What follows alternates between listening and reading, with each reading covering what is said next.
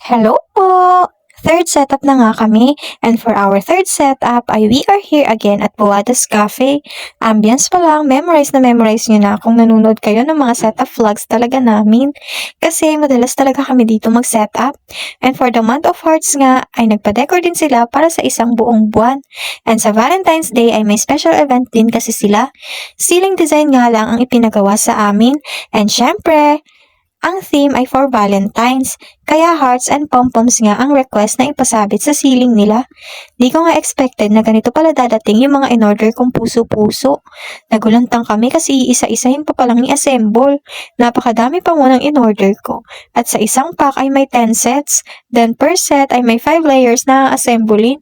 So need ng mahaba-habang pasensya at tiyaga sa paggawa. Nagkamali nga akong dalawa lang kami ni Papa Nay ang nag-set up, kaya tinawagan ko yung kapatid ko kasi mukhang di talaga namin ito kakayanin. Ang initial plan ay mag-aabot-abot na lang ako, while si Papa Nay ang magkakabit isa-isa sa ceiling. Kaya lang ay need pa pala i-assemble isa-isa ang mga puso-puso na to, kaya inuna na namin mag-assemble habang inaantay yung kapatid ko dumating. Kadating niya nga ay siya ang nagkabit isa-isa ng mga natapos naming assemblein. Hapon na nga kami nakarating and sobrang dami pa nito kaya yung calculated kong one day work lang dapat ay aabutin pa ng kinabukasan. Nakikipagtawanan na nga lang kami sa mga staff at nakikipagkwentuhan para malibang kasi sobrang tagal namin. Napuno na nga namin ng hearts yung isang side ng ceiling.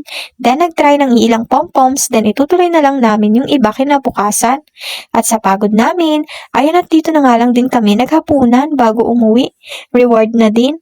Inavail nga namin yung promo nilang baby back ribs platter for 2. Para kila Papa Nay, then ako ay nagpasta platter na lang. Super sulit at sarap talaga nito kaya try nyo na din. And here's the final look ng unang araw naming trabaho sa pagkakabit. Buti at natapos nga namin itong unang side. Then sa kabilang side ay konti na lang tapos mga pom-poms na lang yan. Kinabukasan naman ay maaga na kaming pumunta dito para maaga makapagsimula at sure na matapos na din talaga today. Pom-poms naman nga ang inisa-isa naming himayin kasi isa din palang iisa-isahin munang ibuka-buka para mag-form na pa-pom-poms talaga siya. Ako tagalagay ng mga tali kada pom-poms, then kapatid ko ang taga-buka-buka kada isa. Tapos si Papa Ni naman ang nagtuloy ng mga ibang hearts pa na kulang para sa kabilang side ng ceiling nila. Konti na lang naman ang para sa kabilang side kasi hindi same ang ceiling ng magkabilang side. Tatlo nga lang kami ulit ang tumapos nito. Nag-assemble muna kami ng marami para pag kinabit na mamaya ay tuloy-tuloy na.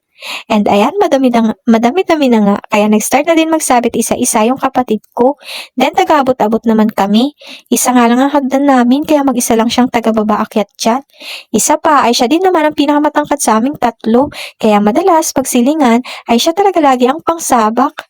Paggabi na nga na naman ulit at finally ay patapos na kami sa wakas. At after namin matapos sa wakas, ayan at nagmerienda nga kami bago umuwi dito ulit syempre. Isa sa pinakamasarap nilang siniserve din dito ay ang kanilang mga maki. Superb ang food always, sulit ang pagod. And here's the final look na din po. Gabi na nga ulit kami nakauwi na ito. Grabe ang setup na ito. Daig pa ang nag-setup kami ng 7 setup sa isang araw. But anyways, nagustuhan ng owners ang outcome. Thank you so much po and hanggang dito na lang din. Thank you po and bye-bye!